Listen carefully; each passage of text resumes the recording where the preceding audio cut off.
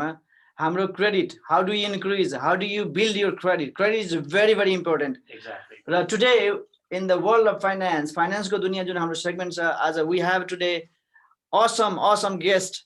He is a credit expert. You know, he has helped me for years. He is a speaker, how to build a credit. We would like to welcome Gorden Chin. He is associated with the Advantage Credit Inc.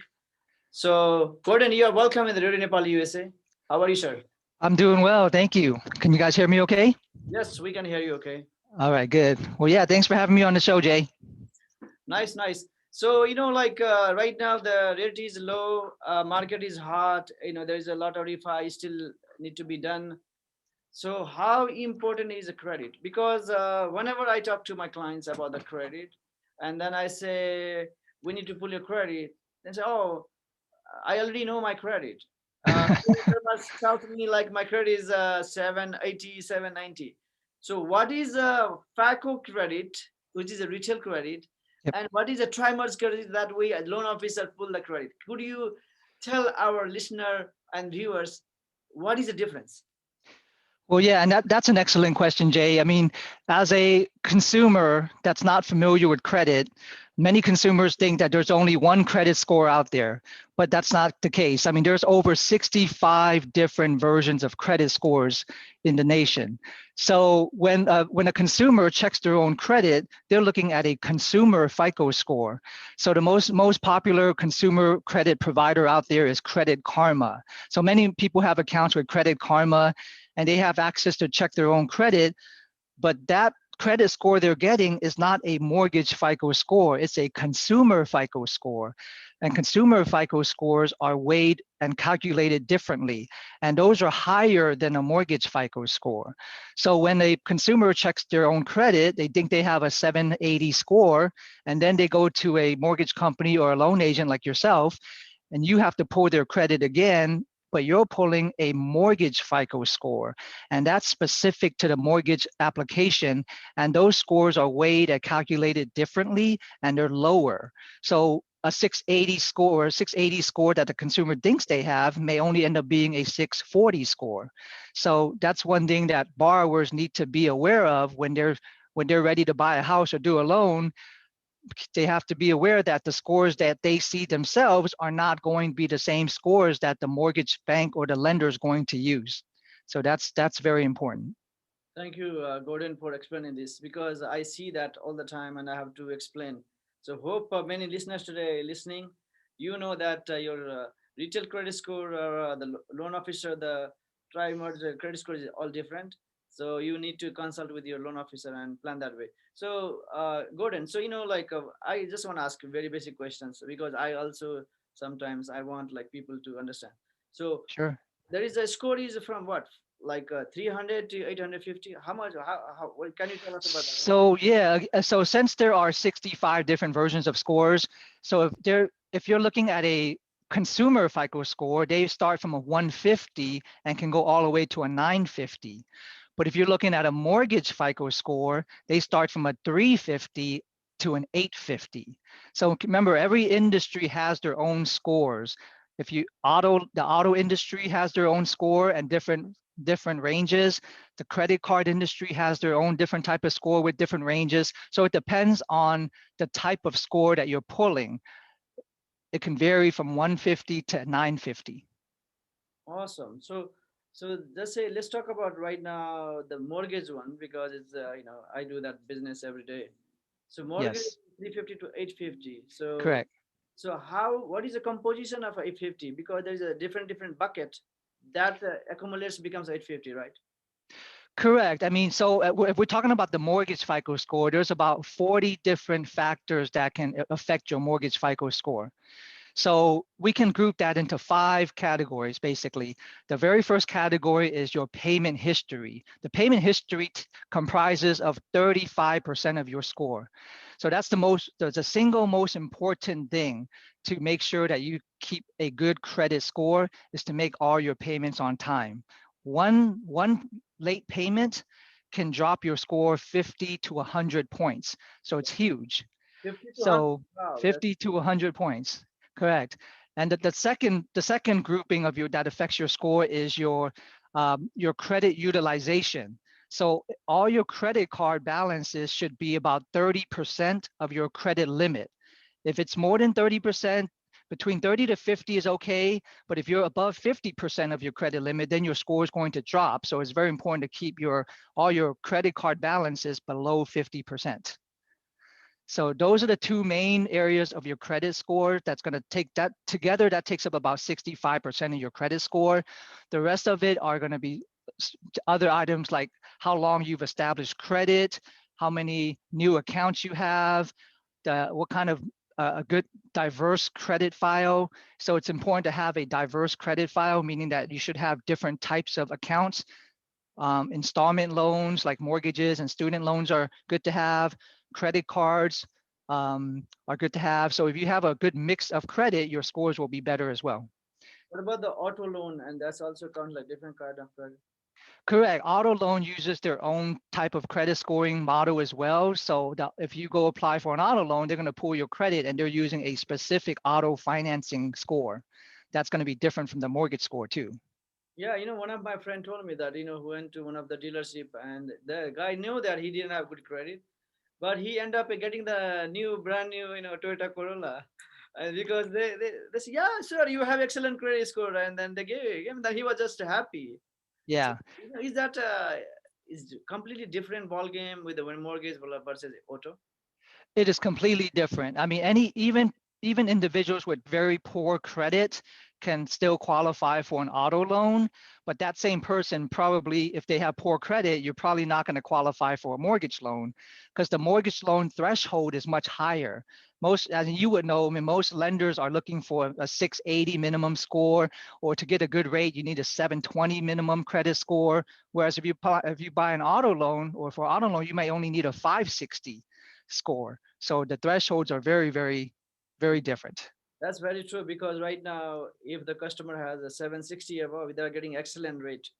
I Correct. just need a 740 and credit score every 20 points plays a different role. So, Gordon, this every 20 point the rate is different. It is a guideline created by Freddie, Fannie, or it is by the lender, or it is by credit bureaus. It's not by the credit bureaus. It's by Freddie, Fannie, and the lenders. So the credit bureaus don't make decisions on what score is good for a loan. That's all up to the lenders and Fannie and Freddie. Awesome. Another question I have from one of my listeners is, so if they are shopping for the mortgage and one loan officer pull the credit versus then he goes to another loan company pull the credit, their credit will drop if there's many loan officer pull the credit. What is the story here? So for the a mortgage inquiry. So every time you pull your credit for mortgage loan purposes, that's called an inquiry. So there is a grace period for shopping around for the best mortgage loans or rates. So the bureaus say that if you have multiple credit inquiries that are mortgage related within a 30-day period, that's treated as one. So the very first time you pull your credit for a mortgage loan, that's going to drop your score. But if you keep pulling it over and over within 30 days, it's just treated as one. So all the other inquiries are not going to have a negative impact on your score. So you can shop around within a 30-day window without further impacting your credit score. So what happens? They go to the 60-day window. Then so after that, that'll be another inquiry that will drop your score. And it can affect your score on average about 5 to 10 points every time you have a new inquiry. But it's specific to the person's credit file. I've seen cases where one new inquiry dropped the score 20 points even. So it depends on the person's profile. But on average, about 5 to 10 points impact. Awesome. Just say, for example, Gordon, because my listeners are pretty much immigrant and they're from Nepal, India, and other places. So they have the mortgage. They went to vacation back home, and they were put in auto pay, but the auto pay somehow didn't go through, and they're late 2 months. What's going to happen? Well, that's going to significantly drop their score. So if the person had good credit and no lates at all, and then let's say they have a 720 score, which is a good score. Once you have one late, that score was going to drop maybe 50 to 100 points. If you get a second late, then that may drop another 25 to 50 points. So the more each additional late is not going to drop it 100 points each time, but it's going to start diminishing. But the very first late is going to drop it a lot. So yeah, so I mean, 1 or 2 lates can affect the score maybe 100 points or more. So you are saying that like if they miss the first month and then they miss the second month again, and they miss the third month again, that's like bombing your credit score. That's going to be very bad for your credit score indeed. Yeah, I mean that can drop your score 100 points or more, and that's huge. Wow. So so just say, Gordon, another question I have is, what are the fundamentals planning customers can do to build their credit? So, I mean, the single most important thing is not to have any late payments. I mean, if if you at least make the minimum payment of all your debts and all of your, because one late is going to really impact your score. So that's the single most important thing. Don't have any late payments. Okay. The second most important thing, keep your credit card balances low, below, I would say between 30 to 50% of the credit limit. So if your credit limit is $10,000 on a credit card, keep your balance on that card between $3,000 and $5,000 each month. Okay, those are the two things that are, if you can just do those two things, you can have a very good score. Okay. And the other thing is, don't have too many inquiries. Don't just always apply for new credit, apply for department stores, credit cards. You don't need, a person doesn't need that many credit cards. If you have 3 to 5 credit cards total, that's all you need. And that's going to maximize your score. It's not the quantity of cards that's going to help your score. It's the quality of the card. So have fewer than 5 cards, but keep the payment history good and keep your balances low. That's the most important thing. So just say somebody credit is 720 below. Just say Apple the credit is like 7, 16, 18. You have a platform where you can rescore. So what is that rescoring and how does it work?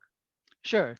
So the rescoring service is something that's available to credit companies only. Like Advantage Credit, we offer that service. And that, a consumer or a borrower, they cannot use the rescore, so it's not something they can do themselves. But basically what it is a way to update somebody's credit file quickly. So normally if you were to pay off a credit card today, it's going to take about 30 to 45 days before that balance, that paid off balance, is going to reflect on your credit report. So that means that your score is not going to benefit from that balance being lower until 30 to 45 days from the time you paid it off. And if you're doing a loan, you have to close that loan within 30 to 45 days. So it's not going to, you won't benefit from paying off your balances unless you can utilize a service like the rescore. So basically a rescore service means that once you pay off your credit cards, we can send proof to the bureaus, to the Experian, Equifax, and TransUnion, and they'll update your balance in usually 2 to 5 business days, and then we can pull new credit with new scores. So it's a very, very powerful tool that you have access to. Of course, as a loan agent, you have access to it. You can use that for your borrowers. If your borrowers is right below the threshold and they need an extra few points to get them to the next interest rate, then you can use the rescore service to help them. So many borrowers talks to me and say somebody pulled my credit without my knowing, and I don't even know who pulled my credit. So how someone can stop that happening? Could you have Okay. a solution? So the only way to stop someone from pulling your credit is to freeze your credit file. So a borrower can contact the 3 credit bureaus and request them to freeze their file. So if they freeze their file, then nobody can actually access their credit. So that's one thing that anybody can do. You would have to contact each credit bureau individually to freeze it, because there are 3 different entities. So you can do that by phone, by mail, or on the internet. If you're a victim of identity theft, you can freeze it for free. If not, they charge about $10 to $15 to freeze your credit, depending on what state you live in. And that's Awesome. one way. Yeah, and then The other thing is they can sign up for credit monitoring possibly, but keep in mind credit monitoring is not going to prevent someone from pulling your credit. It's just going to inform you after the credit's been pulled. So if someone is trying to open up any new accounts under your name, credit monitoring will notify you, and then you can go ahead and try to address it and try to block that transaction from happening. Also, Gordon, is it true that people can download the app and you can do through the app also, right? The fridge. Absolutely. Now, what all three bureaus do have apps that you can download. You can freeze. You can lock your own file, so you can lock your credit bureau file from someone pulling it, and then you can unlock it yourself if you need them to access it. So that's different from freezing. Freezing, you can't do it that way. Freezing, you actually have to notify the bureaus and freeze it, whereas the locking you can do yourself with the app. So what is the difference between locking and freezing? Means like locking means that nobody can access my file. What's Correct. So the difference really is locking is something that if you have the app as a consumer, you can just lock and unlock your credit file easily. But freeze is more, it's more of a permanent thing. So if you request the bureaus to freeze your credit, then that's going to be frozen for a certain period of time, and you can't go in and just unfreeze it yourself. You can't, even if you unlock your credit file, it's still frozen. Okay, so freeze is more severe. That's something that you have to then contact the credit bureaus to request them to unfreeze it. So do you recommend, let's say my house is refinance, everything, I don't want to deal with any other agency pulling my credit, sending me all these garbage letters. Sure. This is a solution for them. If you know that you're not going to need anyone to pull your credit, if you're not going to do any auto loans, credit cards, mortgages, if you're just not going to apply for anything for a while, then yes, you can freeze your credit for 6 months or 1 year if you're comfortable that you're not going to need to apply for anything. Then that's going to protect you, of course, from anyone trying to pull your credit. Okay. Is that going to hurt their credit score growth? No, not at all. Freezing your credit is not going to have any negative impact on your score. Now, keep in mind, when you freeze your credit, you can still use your credit. You can still make your payments. You can still charge things. It's not freezing any of your credit card. All it's doing is preventing anyone from pulling your credit report. Okay, so you do have to continue to use your credit, if otherwise you may end up losing your credit scores if you don't continue to use your credit. Okay. That's very nice, suggestion and information sharing, Gordon. Another, I have a few questions. Is one question is, sometimes like many immigrants come to the country U.S. and they come in all different way. So if they're planning to buy a house in 2 years, and how can they build the credit significantly in 2 year period? Could you have any suggestion? Any, you know, Yeah, absolutely. Well, I mean, 2 years is a enough time to establish good credit scores. The key is you do have to establish credit. There's no quick way to get credit scores. You just have to open up accounts, and you have to have a sufficient credit history. Okay, in order to get scores, you have to have an account open for at least 6 months. So if someone just comes into the U.S.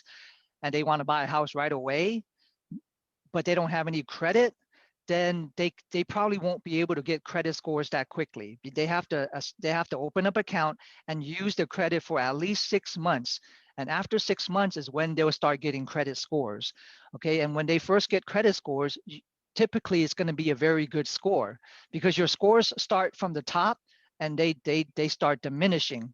It doesn't start from the bottom. So when someone starts with new credit, they're actually starting with a very high score. And then when they start doing things like getting it late or having high balances, then the scores drop. But it's easy to maintain good credit from the beginning because you're starting fresh. But remember, it does take 6 months to get credit scores. And then if you can continue to make your payments on time for 2 years, most likely you're going to have a very good score above 700s. so you mean to say that, like, let's say somebody new in the country, and they go to Macy, they open the card. They go to Kmart, the Walmart, all these places, they open the card. Gap, they go to the outlet mall, Banana Republic, all these places. Is that going to help them or going to hurt them? Absolutely. It's going to help them. I mean, and they have to do that. I mean, if you don't have any credit to begin with, you have to open up accounts. And it's, opening up retail store accounts are going to be easier than opening up an Amex card or a Master Visa card. So it is a good way to start with a few department store cards, and then make sure you also have some credit cards. Okay, you don't just want to have all department store cards. You want to mix it up. So have a few department store, a few, Macy's, Target is fine, but make sure you have a Master, Visa, Amex, so some credit cards as well. So again, you don't need more than 5 cards. If you have 3 to 5 cards, you're good. Just make sure that you're maintaining the payments on time and keeping your balances low. So another question I have, Gordon, is people get confused all the time. So they go say, I will say, hey, monitor is credit score, and they will go to freecreditreport.com. Yep. And there is another one, annualcreditreport.com. So Yep. can you explain what is the difference? Which one is free? The one who says free is not really free. And Correct. the other Correct. one is a free. A lot of people get confused. Yeah. So the freecreditreport.com, like you said, is not a free service, it's a membership. So when they say free, basically you can sign up for free, you can pull your credit free once, but you have to sign up for a ongoing membership to get that first free credit report. So that's really not a free service. It's owned by a private company. Whereas annual credit report is actually a free credit report. That's owned by the 3 credit bureaus, and the government actually requires them to give away one free credit report a year. So any consumer can go to annualcreditreport.com and check their credit for free, no strings attached, one time a year. Okay, but keep in mind that doesn't come with scores. So if you do want scores, then you have to pay extra for scores. Even with that free credit report on annualcreditreport.com, you still have to pay for scores. So Okay. that score is a tri-monthly score, or that is the retail score? Those are all retail scores. We call it a consumer FICO score. So the scores that you get from annualcreditreport.com is still a consumer FICO score, and those scores are higher than the mortgage score. So keep in mind that, for mortgage purposes, that's going to be a different type of score and not the same as the one from annual credit report. Yep. Next question is, let's say, people come here, they don't have all the understanding of this credit report. So that's the reason I brought you here. So you can explain that, all these, our listeners directly.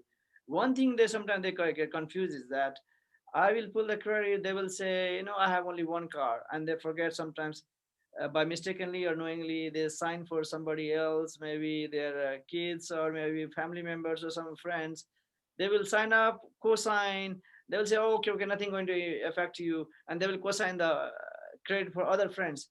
So what is going to happen as liability wise a credit score? What can you explain what can happen there? Sure, sure. Yeah. So, I mean, and you have to be really careful when you co-sign for somebody else, because a co-signer really means that you're primarily liable for that account. You're primarily liable for that debt.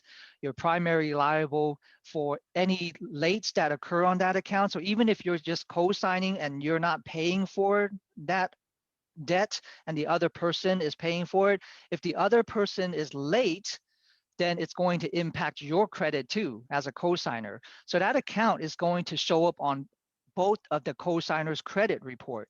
So if one person's late, it's going to reflect on the other person's credit as well. So be careful if you're going to cosign for someone, you have to really trust that person and trust that that person is going to make all the payments on time. If not, it's going to have a negative impact on your credit as a cosigner too. So that is the same question, right? If the 2 3 person or family members buying the house together, tenant in common, so one person doesn't pay the bill, if there is a one late, everybody credit will drop. Absolutely, because if there's 4 people all on the same loan, that loan is going to show up on all 4 of their credit reports. So if one person is late, it's going to be show late on all 4 of them. So definitely. So last question, Gordon, thank you for your time. Sure. So let's say, something happened, life happens, and you charge off some accounts, credit card. How fast they can come back again, new life with the credit?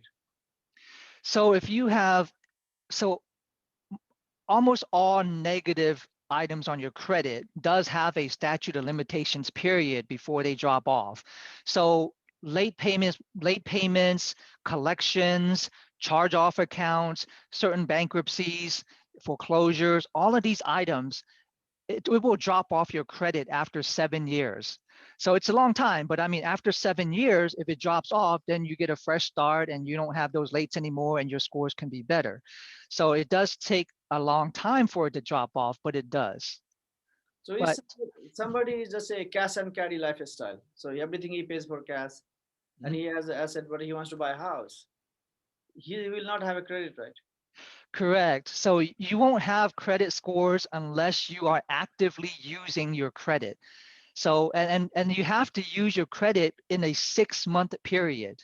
Okay, because if someone just decided to stop using credit and they let 6 months pass without using any credit, then they're not going to be able to get a credit score. So if they, all of a sudden want to buy a house now, but they haven't charged anything, they haven't made any credit card payments, or they just don't have any activity on their credit for 6 months, they're not going to have a score.